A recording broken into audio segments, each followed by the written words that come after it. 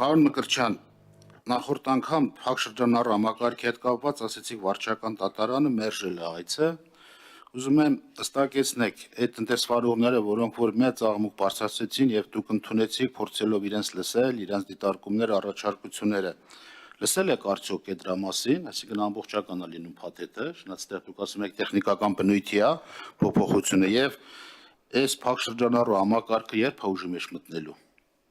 Սա մեկ հարց, երկրորդ հարցը ձգնաբույզների մասին է խոսքը։ Ինքնաշատրվանող օրերը այդպես էլ մինչև փորձեցին պարոն Գաբրիելյանից ճշտեն քանիսն եք փակել, փոխվեց, հիմա կուզենամ որ դուք ասեք քանիսն եք փակ ինքնաշատրվանող օրերը, որովհետև քաղցրահամ ջրերի ռեսուրսների կառավարման մասին է խոսվում, բայց ընդեղից ջուրը անդադ հավում է, սա երկուս։ Երրորդ ասում եք ջրեղեղներ, եղեղատարներից եկած ջրերին ջթներ պետք չեն։ Եղեղատար է, որ ջուրը, եղեղատար, սելավների մասին է խոսքը, լավ, սելավատար։ Այդ ջուրը ոնց է կառասնասելու, որ սա մեխ, որն է ինքնաուս, որը եղեղատարից կամ սելավատարից առաջացած ջուր, որպեսզի նրան ասեք ջթը պետք է, վերջաշվետի գալու է խառնվի միտեղ եւ գնա ոռոգման կամ այլ նպատակով, կամ կա սևանալիչ։ Սա երրորդ հարց։ Թափոնների հետ կապված ուզենամ, որ դուք թափոնների թունավոր թափոնների ցանկ առանձնացրեք։ Դրանք ինչքան քանի նման թափոններ կան եւ Հայաստանի Հանրապետությունում քանի տնտեսվարողներ կան, որ առաջացնում են վտանգավոր թափոններ։ Սա ենթահարց եւ անձնագրերի մասին կան դե խոսակցություն, անձնագիր տրամադրելու ֆինանսական միջոցներ ինչքան է նախատեսում, որ մեկ այո, իհարկե թափոնների մասին է խոսքը։ Այստեղ արդեն թափոններից ենք խոսում մենք։ Թափոնների հետ կապված եւ այդ թափոնները, վտանգավոր թափոնները, տնտեսվարողները ինչ պայմաններ պետք է ունենան պահելու համար, որպեսզի հետագայում պայմանագրային հիմունքներով կամ իրանց ուժերով կամ այլ տեխնիկաներով տեղափոխեն այն աղբավայրերը, որտեղ որ օրենքով նախատեսված է լիցենզիաներ ունեն։ Եվ մինչև որ նախորդ անգամ էլ ասեց, այս պայմանները բոլորը չապահովի։ Վարչական իրավախախտումների մասին խստացումները, արդյոք դուք չեք գտնում, որ շուտ է, այսինքն գնալ եւ էլի գտնել համայնքի ղեկավարից, այնտեղ միշտ կա։ Համայնքի ղեկավարը միշտ տեղում ով լինի, չլինի, այդ մարդուն գարանեթան Արաշ Չարացի համար պատասխանատվության ենթարկել, ասեն արի քեզի տեսնենք ինչ ես անում։ Այսինքն թափոնները քանի տեսակի թափոն կա Հայաստանի Հանրապետությունում, ինչքան է 1 կիլոգրամ արժեքը, որ տարվի հատուկ տեղ, ինչքան եք նախատեսում դուք օրենքով, որ 1 կիլոգրամ վտանգավոր թափոնը տեղափոխումը, տեղադրումը, ինչքան կնստի սու բանի վրա տնտեսվարողի։ Շատ են հարցերս էս լծվեց իրար վերեն, բայց փորձենք արծու պատասխանի տեսքով հասկանանք իրար։ Շնորհակալություն պարոն Ղազյան, խնդրեմ պարոն Մկրտչյան պատասխանեք։ Շնորհակալություն, սկսեմ նախորդ օրինագծի հետ կապված ձեր հարցերից, Փակ շրջանառու համակարգի հետ կապված այս նախագծով Փակ շրջանառու համակարգը պարտադիր պահանջը վերացվում է եւ Փակ շրջանառու համակարգը մնում է ոչ պարտադիր եւ այն տնտեսավարողները, որոնք իրենց ցանկությամբ կկիրառեն Փակ շրջանառու համակարգ, լիազոր մարմինը համապատասխան վերաբերմունք ցույց կտա նման տնտեսավարողներին, բնականաբար իր լիազորության շրջանակներում, քանի որ նման տնտեսավարողները կլինեն պատշաճ կդիտվեն լիազոր մարմնի կողմից որպես պատշաճ բնապահպանական վարքագիծ դրսևորող տնտեսավարողներ։ Ինչ վերաբերում է դատական պրոցեսին, այո, ձեզ որպես տեղեկատվություն հայտնեմ, որ հայցը առաջին այցանում մերժվել է, դատական պրոցեսը մյուս այցաններում կարծեմ դեռ շարունակվում է։ Երբ որ կմտնի ուժի մեջ, այդ տեղեկատվությունն էլ կասեմ ձեզ։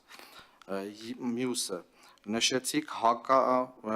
հեղեղատարներից, ձեր բառերն եմ կրկնում, որ հեղեղատարների, սելավատարներից եւ հեղեղատարների ջրօգտագործումը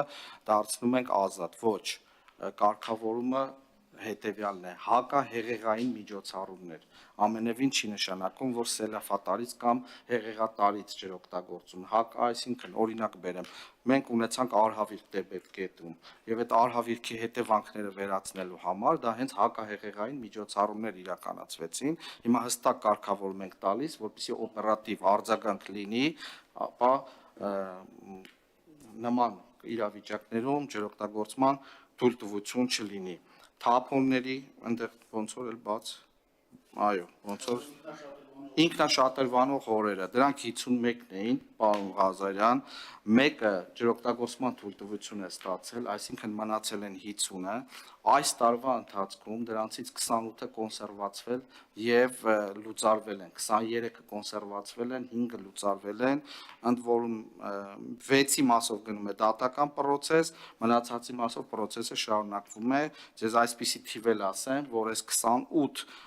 ինքնաշատրվանող հորերը կոնսերվացնելու եւ լուծարվելու արդյունքում 31 միլիոն խորանարդ մետր ջուր այլևս հենց այնպես աննպատակ չի ինքնաշատրվանի։ Ինչ վերաբերվում է թափոնների նախագծի ձեր տված հարցերին, նախագծին վերաբերելի հարցը մեկն է, վարչական իրավախախտումների խստացումը,